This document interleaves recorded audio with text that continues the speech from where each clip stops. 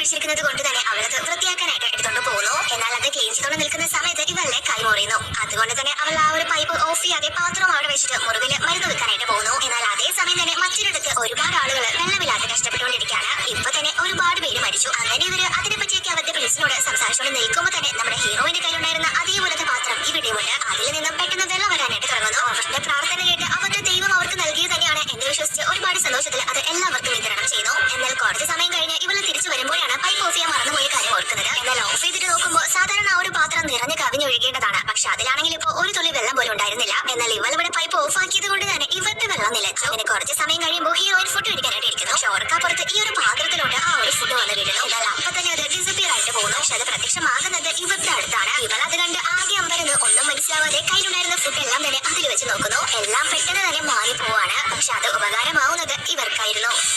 എല്ലാം തന്നെ ഇവർക്ക് എത്തുന്നു. അവർക്ക് വയറ് നിറയെ കഴിക്കാനില്ലെങ്കിലും ഒരു ചെറിയ അളവില് എല്ലാവർക്കും പങ്കിടാനുള്ളത് കിട്ടുന്നു. എങ്കിൽ പോലും ഇവരുടെ പ്രിൻസ് ആ ഫുഡുകളൊന്നും തന്നെ കഴിക്കുന്നില്ല. ബാക്കിയുള്ളവർക്ക് കൊടുക്കാനാണ് പറഞ്ഞേൽപ്പിക്കുന്നത്. എന്നാൽ അപ്പോഴും ഈ പെൺകുട്ടിക്ക് അതെങ്ങനെയാണ് സംഭവിച്ചതെന്ന് മനസ്സിലാവാതിരിക്കാണ്. അപ്പൊ ഇവളുടെ ആന്റി ഇവളോട് നിന്റെ മുത്തശ്ശന്റെ ഒരു ആന്റി കളക്ഷൻ അല്ലേ ഇത്, ചിലപ്പോ വല്ല മാജിക് പാത്രമായിരിക്കും എന്നവളോട് പറയുന്നു. അപ്പൊ ഈ പ്രിൻസ് അവരുടെ അവസ്ഥ മനസ്സിലാക്കി ഫുഡും കാര്യങ്ങളൊക്കെ കൊടുത്തത് കൊണ്ട് തന്നെ അദ്ദേഹത്തിന്റെ ബ്ലഡ് വെച്ച് മറുഭാഗത്തുള്ള നമ്മുടെ ഹീറോയിനോട് സംസാരിക്കുന്നു. പക്ഷെ അതിവരുടെ ദൈവം ആണ് എന്നാണ് പ്രിൻസ് വിചാരിക്കുന്നത്. അതുകൊണ്ട് തന്നെ അവരുടെ കഷ്ടപ്പാടുകളെ എല്ലാം തന്നെ തുറന്നു പറയുന്നു. അപ്പൊ അതെല്ലാം തന്നെ ഹീറോയിന് കേൾക്കുന്നു. ഉടനെ തന്നെ അതെല്ലാം കേട്ട് കഴിഞ്ഞ് ഇവൾ അവരോട് നിങ്ങൾക്ക് ആവശ്യം ഫുഡ് അല്ലേ എന്ന് ചോദിച്ച് ഒരുപാട് സാധനങ്ങളെ അവർക്കായിട്ട് കൊടുക്കുന്നു. വീട്ടിലുള്ളത് മാത്രം തികയില്ല എന്ന് മനസ്സിലാക്കി അവളെ പുറത്തുനിന്ന് ഒരുപാട് സാധനങ്ങളും അവർക്കായിട്ട് വാങ്ങിച്ചു കൊടുക്കുന്നു. ഇവരെങ്ങനെ ഒരു കാര്യം ചെയ്തത് കൊണ്ട് തന്നെ അതിന് ഉപകാരമായിട്ട് ഇവരുടെ കയ്യിലുണ്ടായിരുന്ന ഒരുപാട് വിലപിടിപ്പുള്ള സാധനങ്ങളെ ഇവൾക്കും തിരിച്ചു കൊടുക്കുന്നു.